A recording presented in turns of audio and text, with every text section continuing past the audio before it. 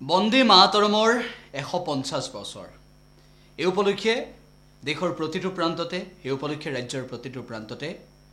বিশেষ কাৰ্যসূচী মুখ্যমন্ত্ৰী ডক্টৰ হিমন্ত বিশ্ব শৰ্মায়ো বন্দে মাতৰমৰ 150 বছৰ উপলক্ষে ভাষণ প্ৰদান কৰি কি মন্তব্য কৰিলে সে আমি শুনুৱাম লগতে কেন্দ্ৰীয় মন্ত্ৰী সৰ্বানন্দ সোণোৱালেও বন্দে মাতৰমৰ 150 বছৰীয়া পূৰ্তি উপলক্ষে কৰে বিশেষ মন্তব্য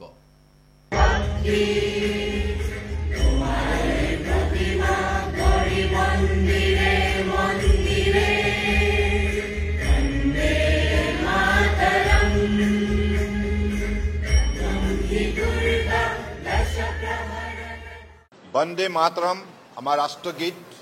আজি 150 বছৰ হ'ল ইয়াৰ ৰচনা হোৱা মই এই মুহূৰ্তত যিগৰাকী মহান সাহিত্যিকে দেশভক্তই এই গীত ৰচনা কৰিছিল বংকিম চন্দ্ৰ চেটাৰ্জী তেখেতক মই গভীৰ শ্ৰদ্ধাঞ্জলি জ্ঞাপন কৰিছোঁ আৰু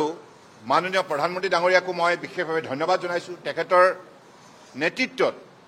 আজি সমগ্ৰ ভাৰতবৰ্ষতে বন্দে মাতৰমৰ 150 বছৰ উপলক্ষে চৌদিশে ভাৰতবৰ্ষৰ জনগণ একত্ৰিত হৈ আজি দেশবাসীয়ে এই গীত ৰচনা কৰা বংকিম চন্দ্ৰ চেটাৰ্জীক স্মৰণ কৰিছে আৰু গীতটোৰ যোগেদি ভাৰতবৰ্ষক আগন্তুক দিনত বিশ্বৰ বুকুত আটাইতকৈ শক্তিশালী উন্নত ৰাষ্ট্ৰ হিচাপে গঢ়ি তোলাৰ সংকল্প লৈছে কাৰণ আপোনালোকে জানে এই গীত ৰচনাৰ জৰিয়তে সমগ্ৰ ভাৰতবৰ্ষতে মানুহৰ মনত এটা শক্তিশালী আধ্যাত্মিক চেতনা ভাৰত মাতাৰ প্ৰতি সমৰ্পিত ভাৱনাৰে প্ৰতিগৰাকী ভাৰতীয়ই নিজৰ ৰাষ্ট্ৰীয় কৰ্তব্য নিষ্ঠাৰে পালন কৰা আৰু এই গীতৰ পৰা অনুপ্ৰাণিত হৈ ইংৰাজৰ বিৰুদ্ধে স্বাধীনতা সংগ্ৰামত প্ৰতিগৰাকী ভাৰতীয়ই নিষ্ঠাৰে আত্মনিয়োগ কৰা আৰু ভাৰতবৰ্ষৰ বুকুত বিৰাজমান সাংস্কৃতিক সামাজিক ভৌগোলিক আধ্যাত্মিক যিমানবিলাক শক্তি এই শক্তিবিলাকৰ সন্দৰ্ভত মানুহে এটা সঠিক চেতনা লাভ কৰা কাৰণ বন্দে মাতৰম গীতত সকলোবিলাক কথা উল্লেখ আছে আৰু অখণ্ড ভাৰতক সেই সময়ত এই গীতৰ যোগেদি জীয়াই ৰখাৰ প্ৰয়াস আৰু এই গীতৰ যোগেদি প্ৰতিজন ভাৰতীয় যাতে ৰাষ্ট্ৰৰ হকে মা ভাৰতীৰ হকে সংকল্পবদ্ধ হয় তাৰ বাবে আহ্বান জনোৱা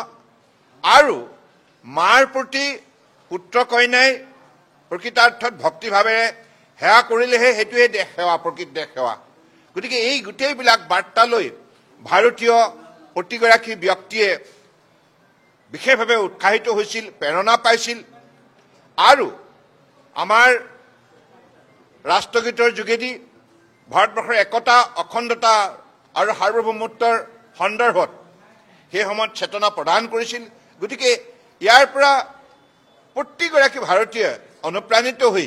ৰাষ্ট্ৰৰ হকে সমৰ্পিত ভাৱনাৰে কাম কৰিছিল গতিকে আজিও আগন্তুক দিনত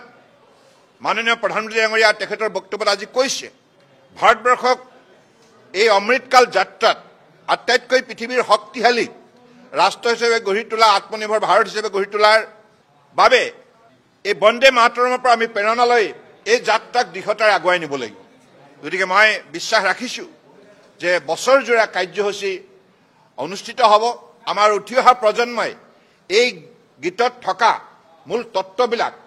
যিটো বাৰ্তা এই সকলোবিলাক কথা আয়ত্ব কৰিবলৈ সক্ষম হ'ব আৰু সেই ভাৱনা শক্তিৰে ভাৰতবৰ্ষৰ প্ৰতি সমৰ্পণ ভাৱনাৰে তেখেতসকলে আগন্তুক দিনত ৰাষ্ট্ৰ সেৱা কামত আত্মনিয়োগ কৰিব নিশ্চিত হ'ব